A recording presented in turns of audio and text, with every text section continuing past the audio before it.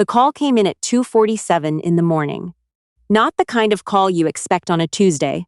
Not the kind that lets you go back to sleep after. The trauma bay at Baxter Regional Medical Center was already running on fumes. 2 gunshot wounds from a bar fight in Kellam, a drunk driver who'd wrapped his pickup around a guardrail on Route 9, and now this. A military transport had just landed on the rooftop helipad, and the man they were wheeling down the elevator wasn't breathing right. His name, according to the single document taped to his chest in a waterproof sleeve, was Staff Sergeant Owen Hail, 29 years old, 3rd Special Forces Group. Beyond that, the page was blacked out. Thick lines of redaction that told the night staff everything they needed to know about how much they were allowed to know. He was alive. Barely. His pulse was there if you pressed 2 fingers hard into the side of his neck and held your breath. His blood pressure sat at 78/40 and kept drifting lower. The flight medic who'd accompanied him from the forward surgical unit in Germany, a heavy-set man named Torres, who looked like he hadn't slept in 4 days, because he hadn't, rattled off the stats in the elevator with the flat voice of someone who had already made peace with the worst possible outcome. Blunt force to the chest, possible internal bleed, possible pneumothorax, but the scans at Landstuhl didn't show anything conclusive. He came around twice during transport. Both times he ripped his IV out. 3rd time we restrained him. After that, he just. Torres paused. Stop. Dr.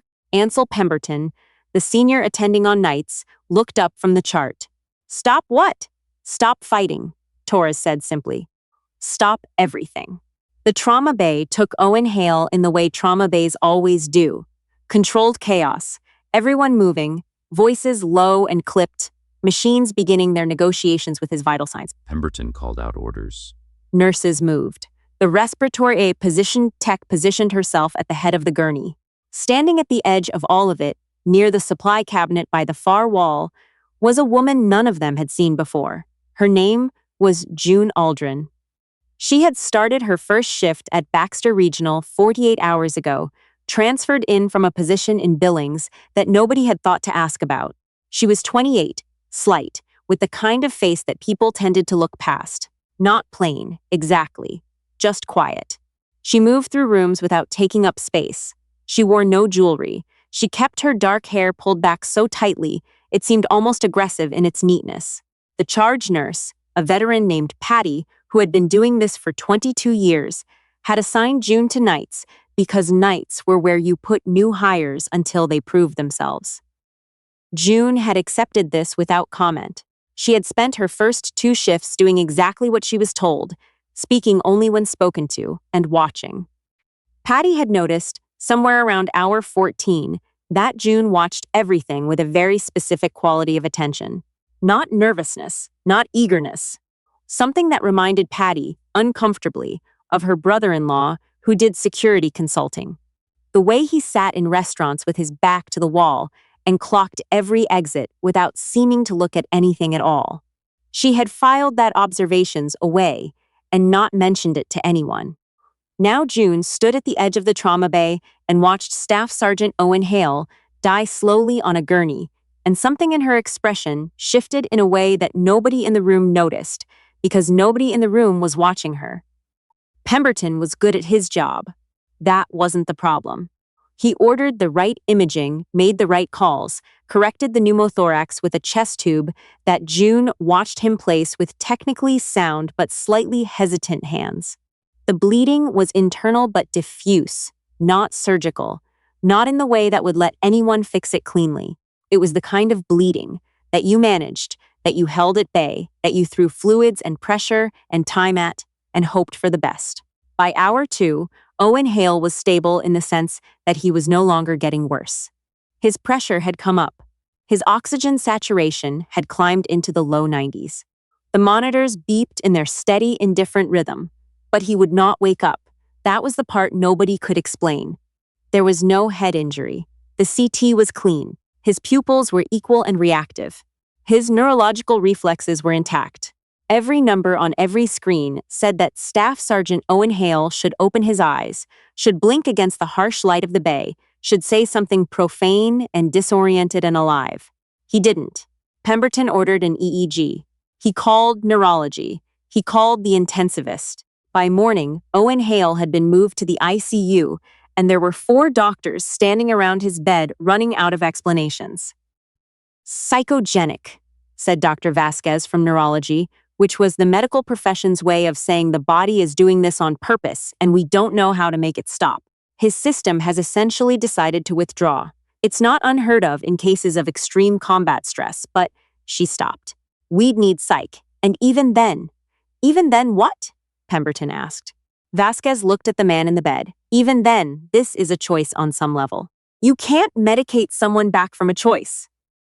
Nobody said what everyone was thinking, which was that Staff Sergeant Owen Hail had survived something terrible enough to make his own nervous system want to stop.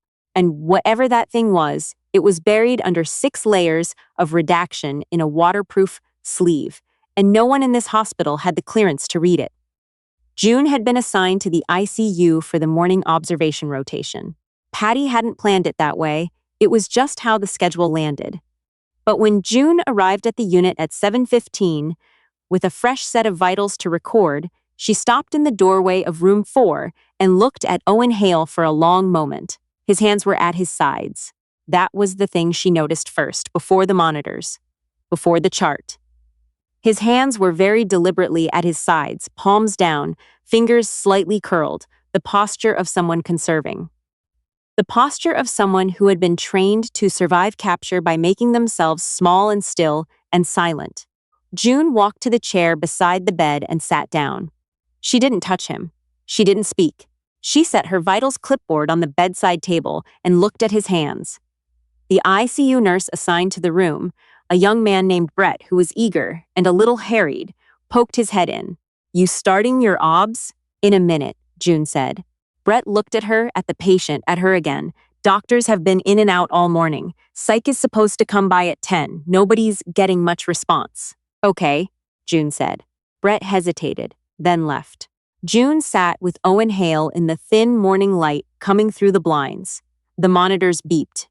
Somewhere down the hall, a phone rang twice and stopped. She leaned forward slightly, not touching him, and she looked at his hands. His right index finger was moving, so slightly that it would have looked like nothing. Like the involuntary twitch of a sedated patient, like muscle memory from the IV line. 1 tap, a pause, 1 tap, a longer pause. June went very still. 1 tap, pause, 1 tap, 1 tap. She sat back in the chair. Her face didn't change, but something in her chest tightened in a way she hadn't felt in a long time. A recognition that went deeper than language, that lived somewhere in the part of her brain that had been built by years she no longer talked about. She knew what she was hearing. Tap, pause. Tap, tap, pause. Tap. It was a 5x5 grid. The Polybius square, stripped down to 25 letters, a system old enough to have been used in every prison and PABU camp that had ever tried to silence men who refused to be silenced. She had learned it not in a classroom, but in a concrete room in Fort Bragg with a woman named Major Renata Diaz, who had told her class, with absolute seriousness, that this would one day save their lives or someone else's. June had thought, at the time, that Diaz was being dramatic. She sat forward again. She placed her own right index finger very lightly against the back of Owen Hail's hand, and she tapped back. 1-1, pause, 2-3, pause, 1-3, who? His finger went still. For a moment, for long enough that she thought she'd been wrong, thought she'd projected a pattern onto the random tremor of a dying man's hand, he didn't respond. Then slowly, so slowly that it was almost nothing. 2 taps, a long pause. 1 tap, safe. June exhaled through her nose. She tapped again. 2-1, 1-1, 2-3, 1-3, 2-2, name. The pause was longer this time. She could hear the monitors, could hear her own pulse, could hear the distant sound of the hospital waking up around them. His finger moved. Slow, deliberate, each letter costing him something. She counted and decoded in real time the way she'd been trained to, without pencil or paper, the grid unfolding in her head like muscle memory. Ghost Pike. June closed her eyes for 1 second. Just one. Ghost Pike. That wasn't a name. That was a call sign. And a call sign that specific, that operational, came from a tier that most people in the U.S. military didn't have access to. and that the hospital staff in this room definitely didn't. It was the kind of call sign you earned after years, and several deployments, and a psych eval that most people didn't pass. And it told her everything she needed to know about why this man's file was blacked out and why he was lying in this bed, choosing not to come back from wherever he had gone. He didn't trust the environment. That was the core of it. Some part of Owen Hail's nervous system, the deep, trained animal part of him that had kept him alive in places she could only guess at, had evaluated this hospital, these strangers, these voices and hands and needles, and had returned a verdict: not safe. And when a man trained the way he had been trained decided he was not safe, he knew exactly how to go somewhere no one could follow.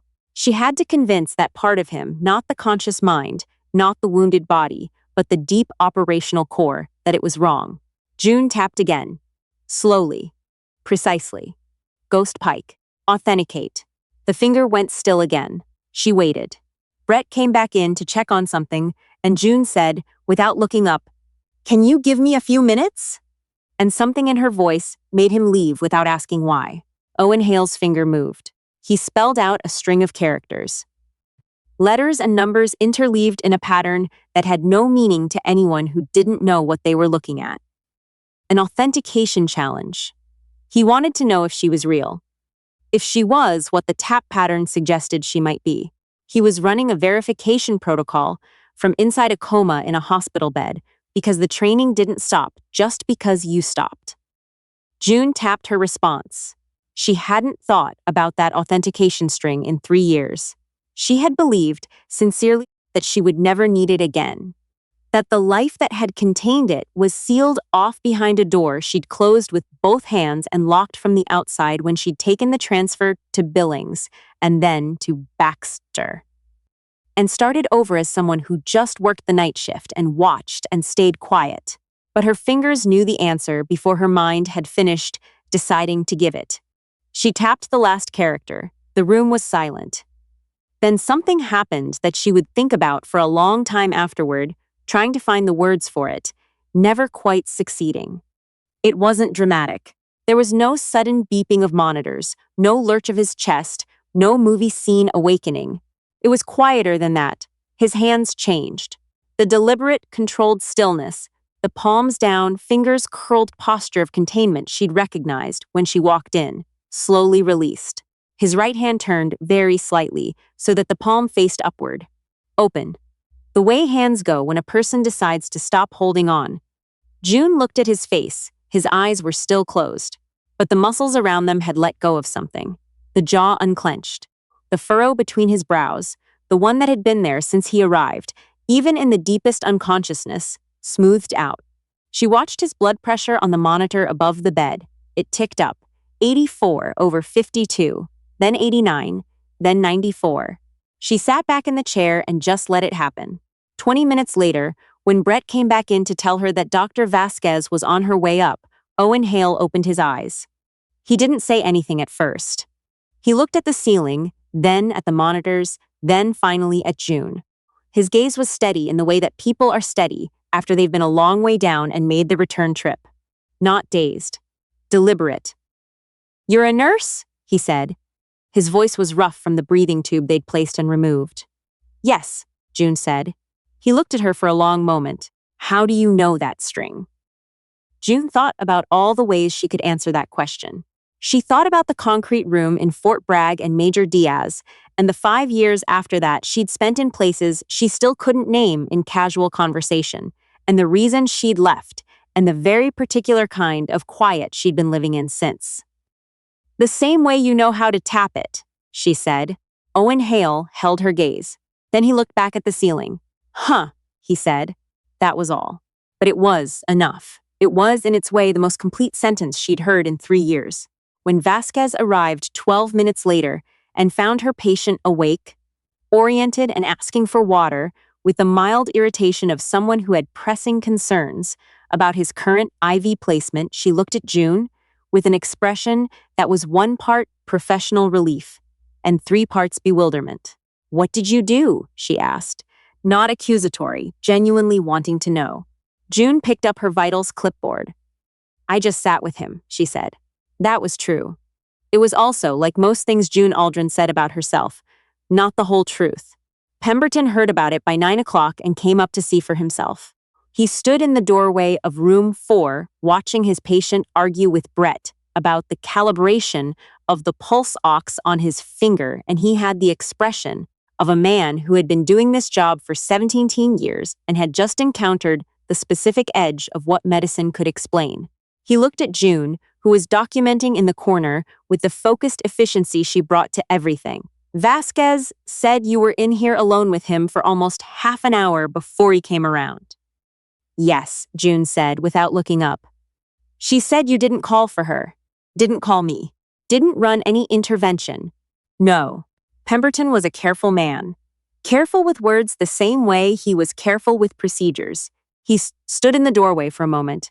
Is there something I should know? June looked up from her clipboard. She met his eyes steadily, the way she met everything, straight on, without flinching, without offering more than was asked. He needed someone to establish trust in a language he understood, she said. So I did that. And what language was that?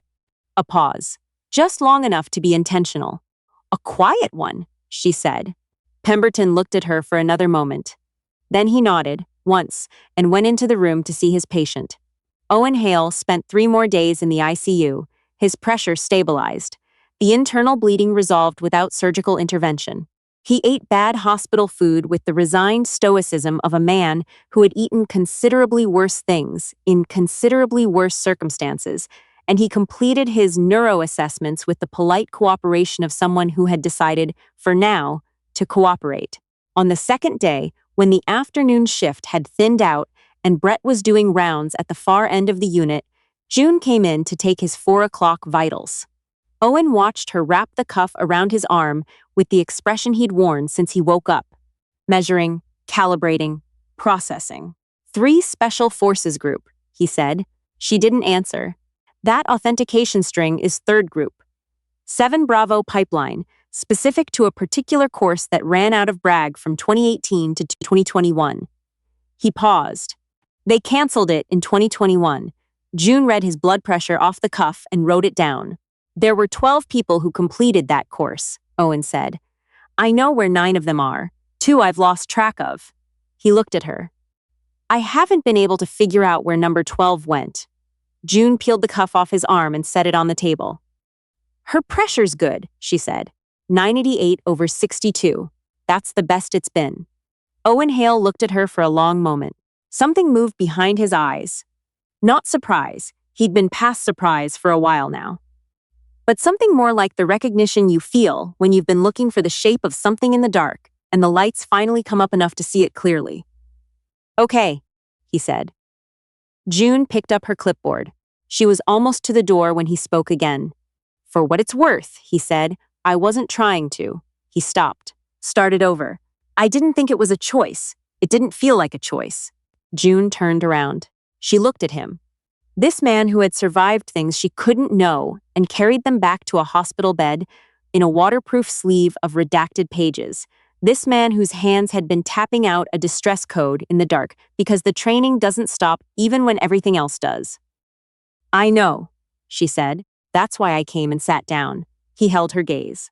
Then he looked out the window at the pale afternoon sky above Baxter Regional Medical Center, the same sky over parking lots and fast food signs and all the ordinary geography of a town that had no idea what had passed through it this week. And he was quiet for a while. You gave up a lot, he said finally. To be here. Everybody gives up something, June said. I just chose what? She left him looking at the sky. On the 4th day, 2 men in civilian clothes with military posture arrived at Baxter Regional and showed identification to the administrator on duty and were taken upstairs. They spent 40 minutes in room 4, with the door closed. When they came out, Owen Hail was dressed in civilian clothes of his own and had signed his discharge paperwork with the signature of a man who had been since some government forms his entire adult life. He walked out of the ICU under his own power. That part mattered to him. June could see it in the way he stood straighter than he should have been able to. 4 days out from the kind of vital sign numbers he'd come in with, the posture of someone proving something to themselves. He stopped at the nurse's station. June was there, standing at the counter, finishing a chart. He didn't say anything for a moment. The two men in civilian clothes waited at a respectful distance with the practiced patience of people who had learned to wait. "I don't know your name," Owen said. "Your actual name." June looked up from the chart. The honest answer was that the name on her badge, the name on her employee file, the name she'd been answering to in Billings, and now in Baxter was her name. She had chosen it the same way she had chosen the quiet, the night shifts, the town with no one who knew her face. Deliberately, with both hands. "June," she said. He nodded, as if that was the right amount. "Thank you," Owen Hail said. Not the way people said thank you in hospitals. The reflexive, relieved thank you of someone who'd come through a scare. He said it, the way someone says it when they mean "I understand what it cost you, and I won't waste it." June looked at him. "Go get some sleep," she said. "Real sleep." The corner of his mouth moved, fractionally, not quite a smile. The suggestion of one, in a face that had forgotten the geometry. He turned and walked down the hall. She watched him go, then she looked back at her chart. Brett appeared at her elbow 30 seconds later. "Was that?" "Yes," she said. "He looks." "He does," she said. Brett thought about asking something else. He looked at her profile, at the complete stillness she carried around herself like a second skin, and he thought about the half hour in room 4, and the thing Patty had said about the way she watched exits. He decided not to ask. June finished the chart. She filed it. She moved on to the next room, the next patient, the next set of numbers to record, and things to observe and quiet to maintain. The hallway was ordinary. The monitors beeped their ordinary rhythms. Outside, the afternoon had gone gray with the particular flat gray of late autumn in this part of the country. The kind of sky that doesn't promise anything, but also doesn't threaten it. June Aldrin, who had once had a different name and a different life, and a set of skills that she carried the way you carry something heavy. Not because you want to, but because you've stopped noticing the weight. Went back to work. The Tapp code sat in the back of her mind like it always had. Like it always would. Quiet as a held breath, patient as something that knows it will be needed again. She had answered when it called. That was enough for now.